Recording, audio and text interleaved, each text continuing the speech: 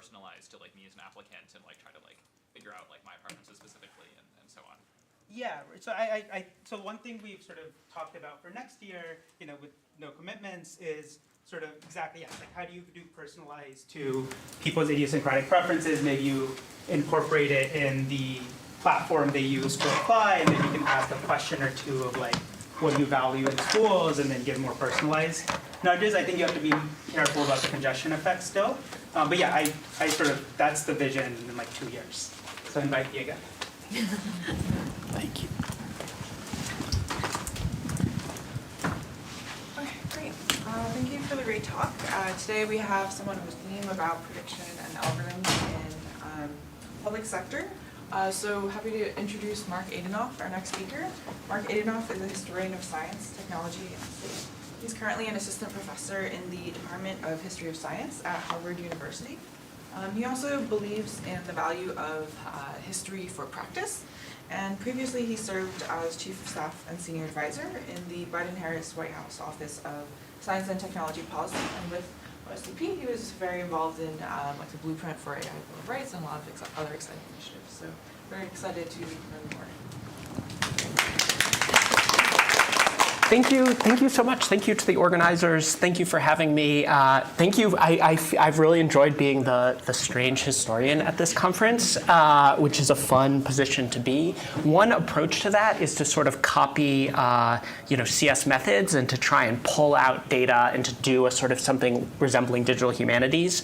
I'm not going to do that at all. I'm really going to try and lean into what a historical perspective might be able to bring and talk specifically about the U.S. welfare state, so focusing on anti-poverty programs. I'm going to talk about core anti-poverty programs today, but I think there are a lot of lessons that can be expanded out to other government services.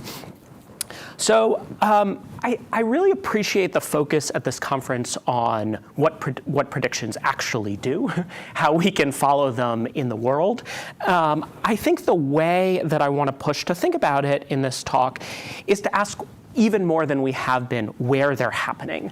And I think how a historian's going to think about this is to try and make that strange, is to try and not assume that things are computerized, that things are automated, but that it's actually a very strange and irregular process. So if you think on the first day, when the organizers had the sort of categories, we actually start to know these same stories over and over again. There's another paper on recidivism. There's another paper on, a county in Pennsylvania. There's certain things are computerized, certain things aren't. The canonical example for me is that Social Security, core part of the U.S. welfare state, is computerized, is automated starting in the 1930s. And welfare, AFDC, anti-poverty programs, don't get computerized until the 70s. So there's this real question of what is computerized, why. And I want to posit today that a lot of that, and here's where like the Simons folks are going to turn off the cameras on me, I think a lot of the answer is political. I think that computers, automation, prediction are used to solve coordination problems and specifically political problems. And so I think we have to put that back on the table, that it's rarely just prediction, but prediction to solve a specific type of problem, not just that data is available. So as I said, my work is thinking about ADS as it has actually happened. We can look and see their specific categories. And it starts with this problem for me in the archive, which is why the state of Mississippi in 1970 is spending, this is their computing budget. And the things that the state of Mississippi is spending their money on from a computing perspective are the highway department. That kind of makes sense. That's a hard engineering problem. And the Department of Public Welfare, that's really weird. And we should take that as weird that that number keeps going up. And it eventually leads to, in 1987, the computerization of welfare in Mississippi. Again, so much later than Social Security. This, I think, is the canonical experience for many years of the US welfare state, is coming in. It used to be a welfare caseworker came into your house, inspected whether you were deserving or undeserving, and then it started to be you came into an office, and increasingly that office involves a person typing what you're saying into a computer, and that person really just responding to the prompts she's getting back. So this is Mrs. Wilkinson in Oliver County. And this is just a schematic, you don't have to really read it, but of what the different screens she's going to work through. And so we can talk about, as we move forward, is this an ADS story? Is this quite prediction? Some of these screens are going to do a little prediction. It's not as complicated as most of the things we've talked about, but it is really controlling the flow of information. And a bunch of decisions are made along the way of just predicting towards different screens. And I'll say, if you're interested in this general question of what it means to have an automated welfare state, I was really inspired by Virginia Eubank's book. If you haven't read it, I think it's a great place to start thinking about this present experience of the welfare state. So I think the other big framing I want to give before diving into a historical story is, as we think about where predictions and where predictions plus interventions happen, sorry, this slide is like, compacted more than I meant it to be, but is to think, as Deirdre helpfully framed this in terms of sort of thinking socio-technically, and I want to push on that even more of thinking about socio-technical, thinking of the social as much more of a spectrum. And so what the social can be, we can think about isolated systems and the context in which they're deployed, but we also can think very broadly about the cultures, the imaginaries, the rationalities. So if you think about historical epistemologists like Rainey Daston are going to talk about types of Cold War rationality, types of reductionism that are shaping all of these systems. And on the other hand, you sort of have the core CS problem of like, how do we evaluate this prediction? I think we are all trying to do variations of what's in the middle. So what are the institutional factors that are going to shape this? But what are the ways in which we can think at a meso level of what the social is? So that's my big call, is to sort of take something like the computerization of welfare, but I hope it's an invitation to move across scales. And that is the real takeaway I hope you get today. So thinking about actual systems. 4 lessons before I dive into the story. Bracketing, sometimes they work just fine, and that's okay too. I don't think we should ignore the 0. They're asked to solve unsolvable problems.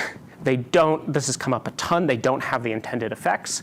And what I want to talk about in this story is the way they're asked to do politics and the way they do politics. And I'll talk through what I mean with an example of Joseph Califano and the work he did trying to reform the welfare state. So this is Lyndon Johnson trying to implement the Great Society, and he hires Joseph Califano from the Defense Department. He is an optimizer working for McNamara. He has RAND training, and he is the person who's going to think, what does it mean to implement the Great Society? And he works very hard on this effort to bring cost-benefit analysis to every part of the U.S.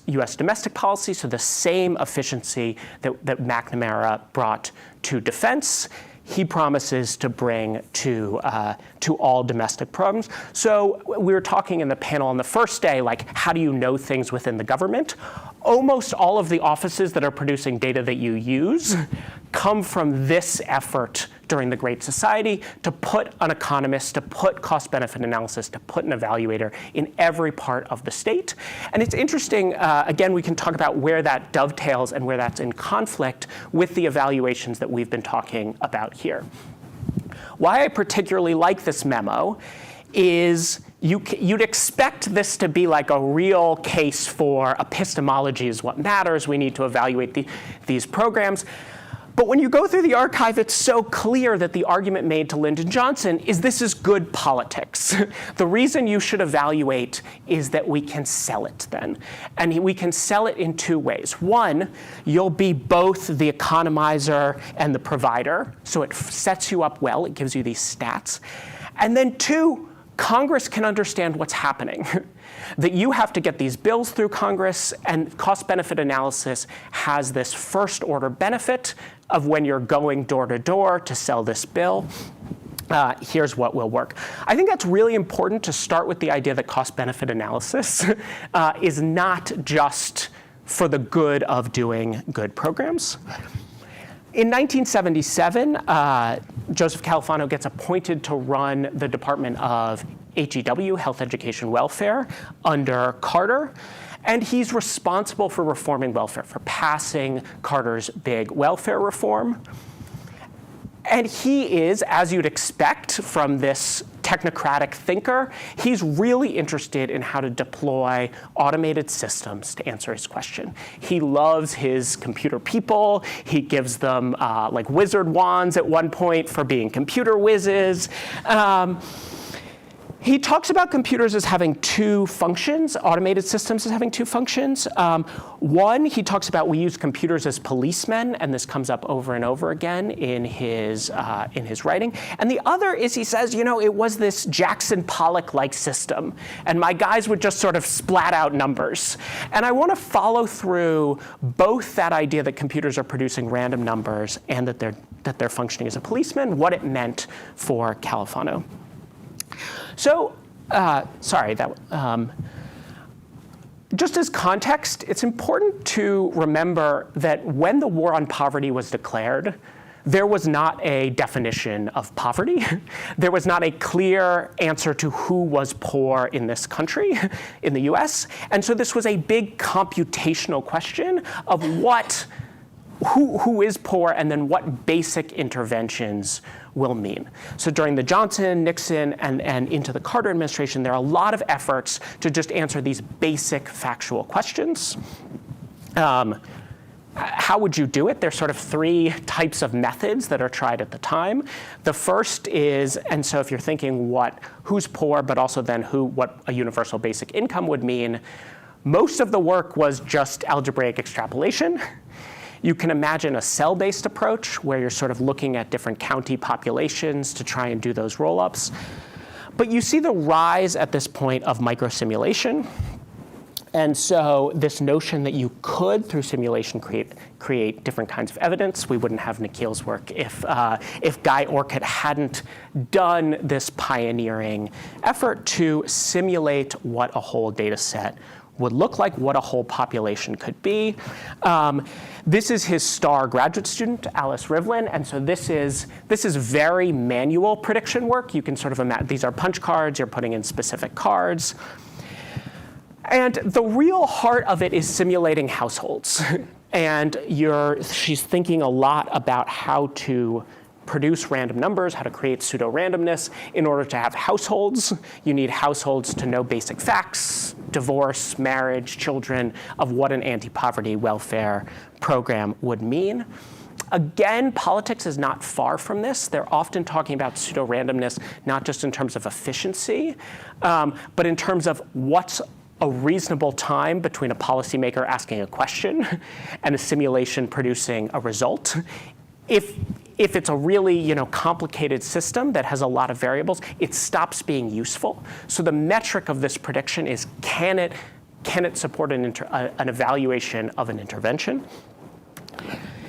And Rivlin says that the real advantage was it let us answer the essential political question of who wins and who loses. So why you'd want a household is so you could go, she says, to the Congressional Black Caucus and say, what does this mean for your constituency? It helps with district level. And she said it helped her convince Johnny Tillman and George Wiley, who are pictured here, who ran the National Welfare Rights Organization, to come to what she described as a more reasonable approach for income. So it was still a quite high, $5,500 annual income for universal basic income. And it's solving this Rawlsian problem of equity and distribution through running these different simulations, and it's solving this problem of constituent group politics. How do you manage it all? And it gives these clear answers. I'll just say a minute about what the technologies actually were. My world is all like useless acronyms that have these sort of over-the-top names that are all derivative of each other. So the first program is called RIM, and the user said it was used on a crash basis, so sort of no one could ever use it again because it was such a, you've all been in this case where no one has done any documentation work at all. So in the 1970s, the government gives it over to the Urban Institute, and so this is a move of, can we contract out to bring stability to the model with TRIM? There's a split between trim and math as you see growing consultancies. The Department of Labor contracts to sort of build out their math. And internally, the Department of Health, Education, and Welfare maintains, and this is their sense of humor, the KGB model, which is named after the three, let me get their names right. This slide is way too small to remember. It's the last names of the three inventors. But it's a great sense of humor in the 90s that our welfare modeling method is named after our Soviet overlords. What does KGB do? The most important thing when you read through the archives is it helps the Department of HEW beat the Department of Labor. That the first order dispute is interdepartmental. Who gets to define what counts as the appropriate program design, the appropriate levels? And so the push to create to create KGB is first and foremost to defeat the Department of Labor and their math model. The second is to articulate these clear winners and losers. The third is to satisfy President Carter is very convinced that we can't spend any money on a new welfare program, which has this great counterintuitive nature of like, we're gonna have a big new anti-poverty program, but we can't really spend any money on it. So Califano becomes increasingly convinced that the simulations can be used to gently cook the books a little bit and satisfy the Congressional Budget Office. He eventually turns pretty strongly against this because after winning all these internal fights, he produces numbers that no one really believes, that lacks the pathos, and that's where the sort of Jackson Pollock quote comes from. So at the same time, he's also thinking of computers in this policeman function. This makes sense. This is, if you open up Government Data Systems magazine, which I encourage you all to do from the 1970s, it's mostly advertisement for law enforcement technologies. There's a striking story of what do you do with a computer? What do you do with networked communications? And at the same time, there's increasing effort to find fraud among aid recipients. The problem is, with search, it's very hard to find fraud among welfare recipients in the private sector. So that is, you have a job, you're not reporting that income, and you're also cashing a welfare check. That's the imagined criminal here. But the government isn't able to really work with that private sector data in a clear way. It can work with the public sector data. It's harder, but it has better access to public sector payroll data. Yeah? Does not have IRS. So this is it has it, but not in IRS data has all of these restrictions on it. And so you do see special exemptions put in place for this kind of work. But even doing this where it's just taking the payroll data from the federal government that's going out, which is OPM data, that was extremely controversial at the time. So in the 70s, there's really a sense that this data should be siloed within the federal government, which obviously has changed quite a bit and is, as Deirdre referenced, continuing to change quite a bit, and this notion that the IRS data should be kept separate. The Social Security data is that's a data set that becomes available through the Bendex program a little bit earlier. So they create Project Match, which is designed to, sorry these numbers aren't as big and clear, but they're 4.8 million federal employees, so a big set, and they go through, I'm going to walk through all of these. They match it against the lists of welfare recipients, find 33,000 matches, 18,000 are reviewed by states, 96 cases are prosecuted. So big fanfare program, incredibly controversial. Almost no one is really committing fraud. It turns out that a bunch of the people who actually they thought were committing fraud, were actually just making so little from the federal government that they were actually still eligible for welfare. What does Project Match do, though? It clarifies and builds these pathways to public sector data. It is the push to unify a whole bunch of different data systems that otherwise would have existed separately, such that they can do this work. It facilitates those cross-jurisdictional investigations.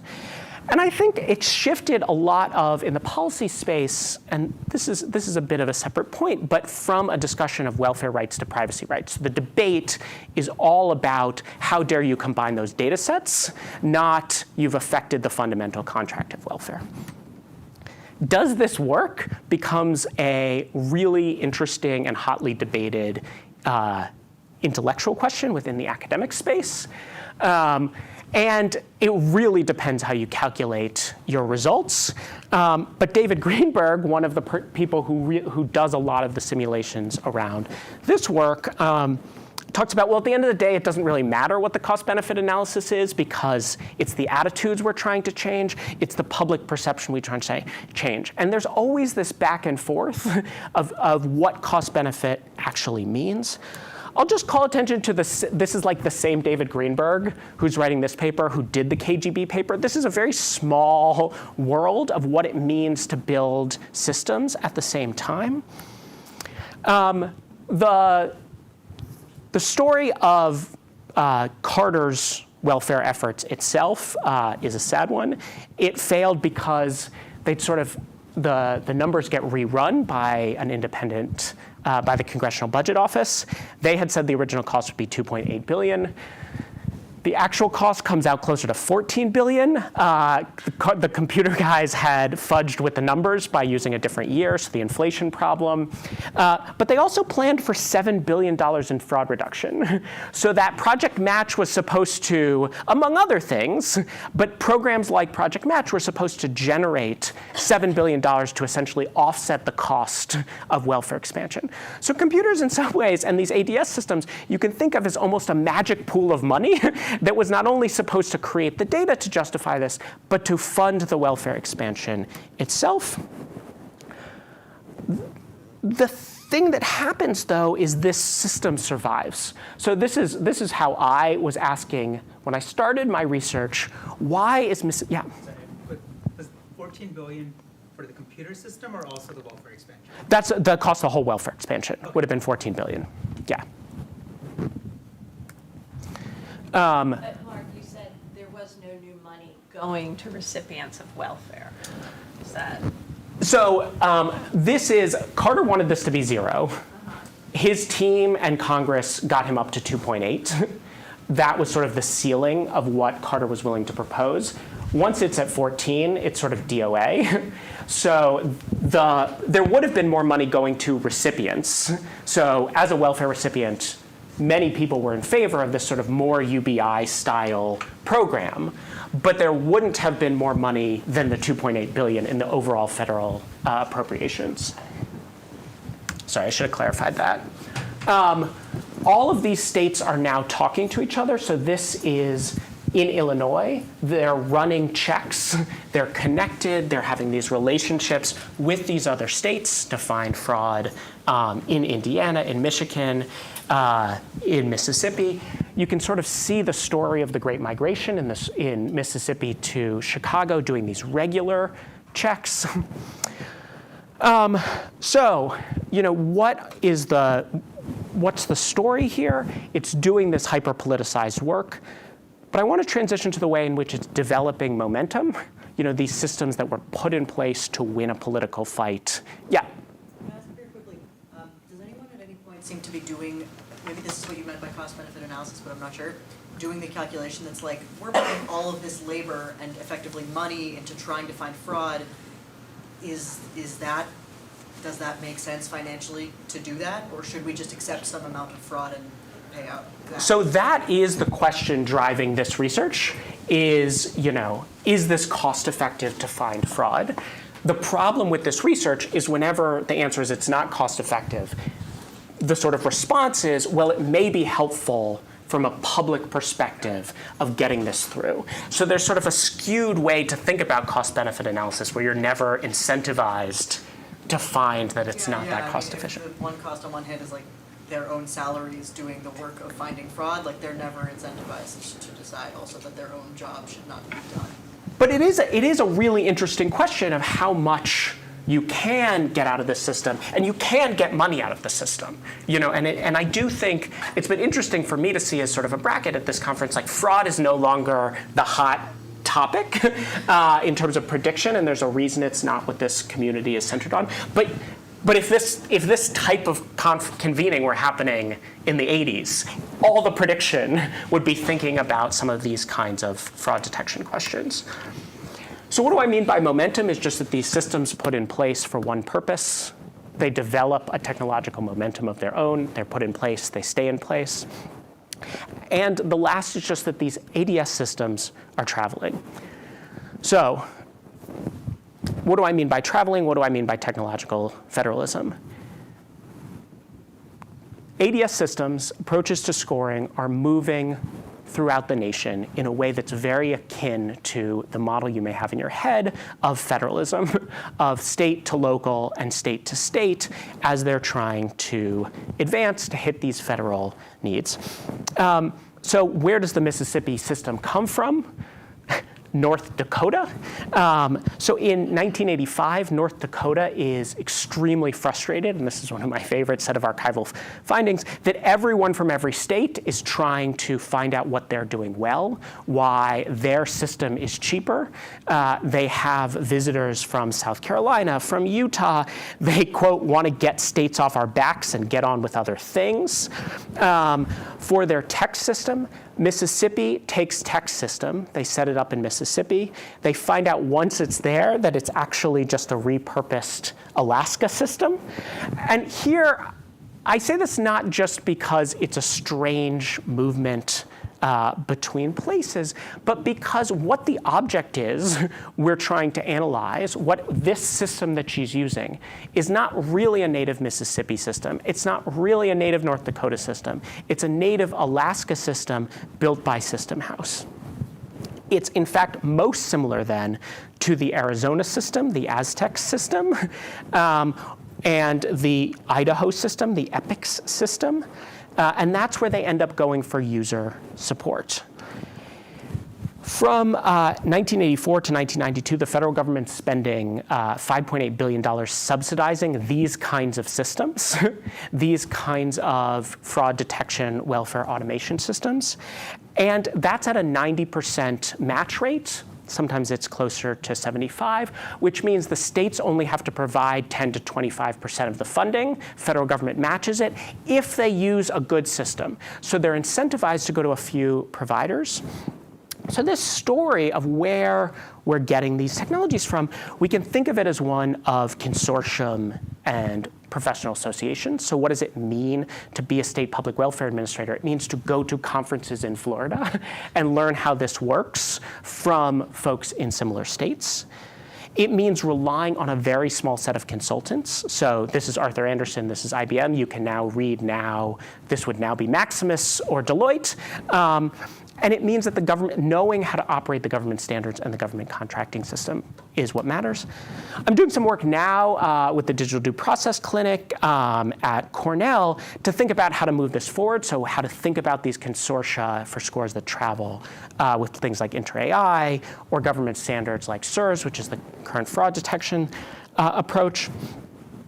But overall, my hope is that this is pushing a notion of where the scores are made, to not see them as existing just in one place, but to think of them as moving around. And hopefully that means the intervention context is not actually, we can think of the intervention context as not totally fixed. In fact, the intervention in the predictions and intervention story is actually what keeps changing. And what the predictions are going to be asked to do, what the ADS systems are going to be asked to do, is going to keep moving. So it may bear the traces of some other part of the network. It may bear the traces of 1982 Alaska or the politics of 1977 DC as it's implemented somewhere else. Thank you.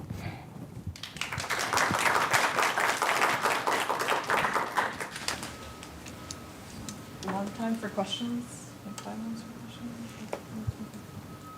So Really fascinating stuff. I guess I'm curious, so there's, if I'm thinking about it from a machine learning prediction kind of perspective, right, it's like, and you said this thing about if we were having this conference in the 80s, everybody would be talking about fraud detection. And I'm wondering on that, how does that, and there's obviously been a lot of work on trying to say, okay, given these kinds of things, can we figure out which ones to audit and so on and so forth. But was there any thought about sort of mechanism design for preventing fraud in these kinds of systems around them, in the sense of, can we come up with sort of audit mechanisms or ways in which, the person, the caseworker, kind of goes and chooses whose house to actually go and visit on the basis of these? That is what these are designed to do. I mean, they're designed to not send a caseworker in, for various reasons that home visits are really discouraged in this period. But who's going to get the extra scrutiny? Demand for more documents. So there's a real distrust of the caseworker as this person can't be trusted without really strong scaffolding. And then there's, it's going to look so rudimentary to this group, but there are really efforts to prioritize their work and to identify anomalies of various kinds. Some of that is just name matching. So a lot of it is just name matching across roles, but some of it is flags for, if your income is above or below a certain way, your car value, things that could set off flags, moving too much. That increasingly you're going to see flags put in over time. But yes, this is all designed to catch fraud because the states are so incentivized to get fraud below a certain number. This was super interesting.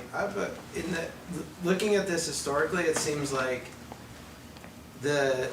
one of the main motivations for the kind of technocratic work is making the programs better, and the other is this political motivation, as you described. For people in this room doing this work today, it seems like what would be politically palatable is perhaps changing, or how we think about whether these cost-benefit analyses actually help if the mechanism is going through politics. So do you have a sense of how you think this field will change as the political environment around it changes? Yeah, I mean, I think it's almost always going through politics, right? Yeah. And so the question is whether it's going through explicit electoral politics or whether the goal is to take politics out of something. And to sort of try and lower the temperature, depoliticize. Democrats and Republicans can get together on computerized fraud reduction. That was very much the framework of the 70s, 80s, 90s story, is this is sort of bipartisan technocratic collaboration. But I think that that's a political move. And I think it's where to be very careful is really my, what can we take away is when we're asked to predict something, why is that so of it? Why is there so much desire to predict that thing, and why are we not sort of pushed towards some of these other prediction spaces? I think the less sort of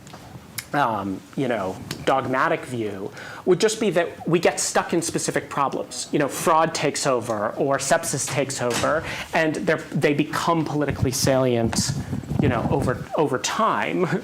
But we should be careful when something just becomes viewed in this kind of political bucket.